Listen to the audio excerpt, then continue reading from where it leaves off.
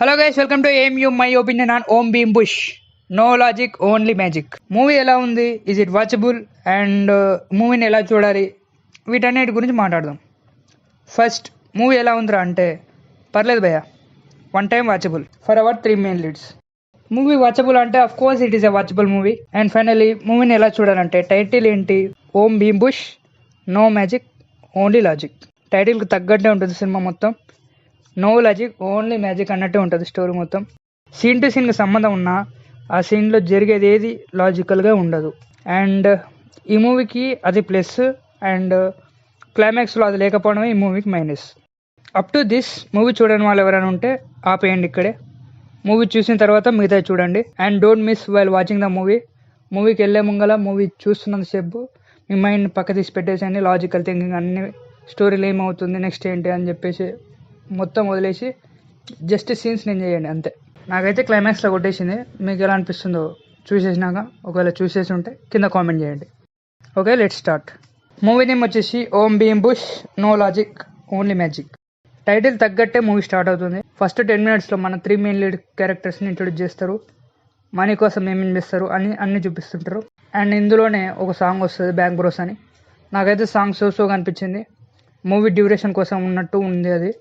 Next cut చేస్తే మన హీరోస్ని doctors చేసేస్తారు, కాలేజ్ నుంచి పంపించేస్తారు. కట్ చేస్తే ఇంకో ఊరికి వెళ్ళిపోతారు. ఆ ఊర్లో అక్కడ జరిగేది చూసి వాళ్ళు ఒకటి ఫిక్స్ అవుతారు, సైన్స్తో మనీ ఎలా ఎర్న్ చేయాలి, వాళ్ళు చేసేదాన్ని సైన్స్ టైప్లో చేద్దామని చెప్పేసి స్టార్ట్ చేస్తారు.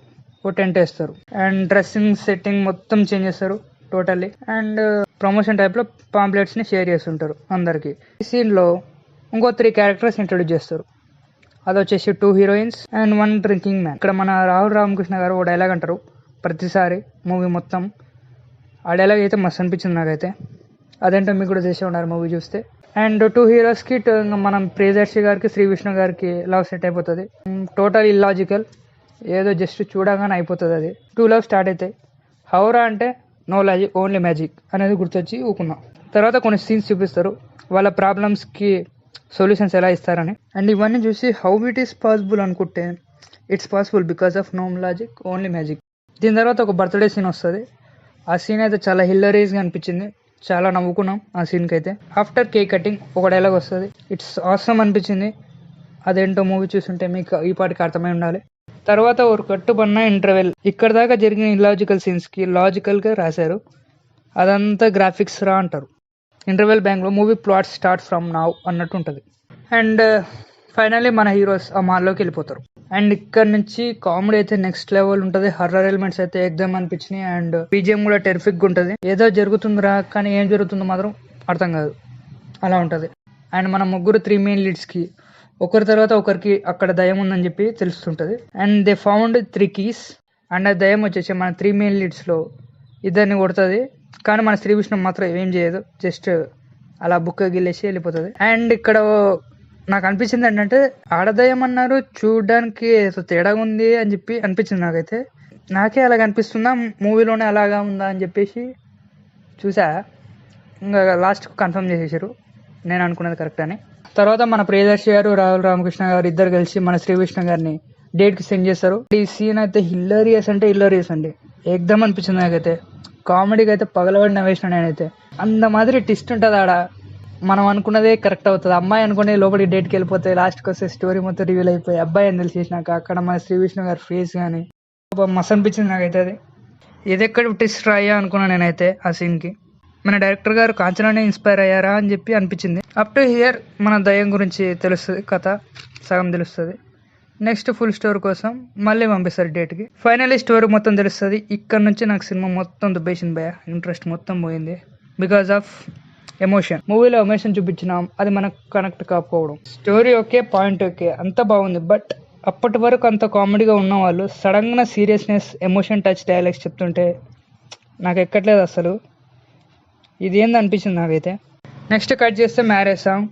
ఈ మూమెంట్లో నాకు ఒకటి గుర్తొచ్చింది, అరే ఒక సాంగ్ ఉండాలి మ్యారేజ్ సాంగ్ ఎవరిదబ్బా అని. అండ్ ఆ సాంగ్లో మనకు ఒక్కరు ఫేస్ కూడా చూపెట్టరు, ఎందుకని చెప్పి ఇప్పుడు మనకు అర్థమవుతుంది ఈ సాంగ్ వచ్చిన తర్వాత దయ్యంతో అని చెప్పేసి. నెక్స్ట్ ఊరు మొత్తం తెలిసిపోతుంది. అండ్ ఎవ్రీవన్ డిసైడ్స్ పెళ్లి చేద్దామని చెప్పేసి. ఫినిషింగ్ ఇలానే ఉంటుందా మొత్తం క్లైమాక్స్ అనుకున్న టైంకి మన ఆగోరాలు వస్తారు. మళ్ళీ ఎందుకు వస్తారో మాత్రం తెలియదు భయ్య. వస్తారు, కొట్టించుకుంటారు, వెళ్ళిపోతారు. అది అయిపోయాక మ్యారేజ్ అయిపోతుంది. నెక్స్ట్ నిధి దొరికేస్తుంది అండ్ ఒప్పుకున్న 3 కండిషన్స్ నెరవేరుస్తారు. క్లైమాక్స్లో ఏదో ఉండాలన్నట్టు ఒక సీన్తో ఫినిష్ చేస్తారు. ఇట్ ఈస్ బిగినింగ్ అని. The end of the movie. The end. Movie అయిపోయింది. ఓం భీమ్ బుష్ పార్ట్ 2 ఎలా ఉంటుందో చూడాలి మరి. ఇది మూవీలో నాకు అనిపించిన ఫీలింగ్ ఫర్ దీస్ సీన్స్. నా వరకు పాజిటివ్స్ అండ్ నెగిటివ్స్ వచ్చేసి మూవీలో మన 3 main leads are the positive. మన 3 మెయిన్ లీడ్స్ అయితే అదరగొట్టేశారు. ఎగ్దమ్ అనిపించింది. వాళ్ళే మూవీ చూడాలనిపించింది. అండ్ ఈ మూవీలో కొన్ని ఇల్లాజికల్ సీన్స్ ఉండడం పాజిటివ్. ఇక సాంగ్ విషయానికి వస్తే నాకు సాంగ్స్ అయితే పెద్దగా నచ్చలేదయ్యా. ఏదో మూవీలో ఉండాలి కదా అని చెప్పి సాంగ్స్ ఉన్నాయి. నాకైతే సాంగ్స్ ఏం ఎక్కలేదు. BGM ఆల్స్ okay. కొన్ని హర్రర్ ఎలిమెంట్స్లో బీజిఎం చాలా బాగా అనిపించింది. నెక్స్ట్ ఫీమేల్ లీడ్స్ విషయానికి వస్తే వేస్ట్ అనే చెప్పాలి. పెద్దగా ఏం లేదు వాళ్ళతోటి అనిపించింది నాకైతే. కంప్లీట్గా మన హీరోస్ తోటి తీసుంటే బాగుండే అనిపించింది నాకైతే. అండ్ ఇక డైరెక్టర్ విషయానికి వస్తే ఇట్ అనే గుడ్ జాబ్. ఆ థాట్ ఎలా వచ్చిందో అనేది ఇప్పటికీ నాకు అర్థం కావట్లేదు అసలు.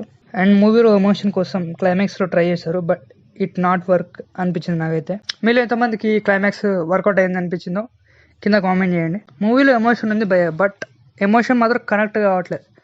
బికాజ్ ఆఫ్ మూవీ స్టార్టింగ్ నుంచి అప్పటి వరకు కామెడీ చేసిన వాళ్ళు సడన్గా ఎమోషన్ సీన్స్ అంటే తీసుకోవట్లేదు.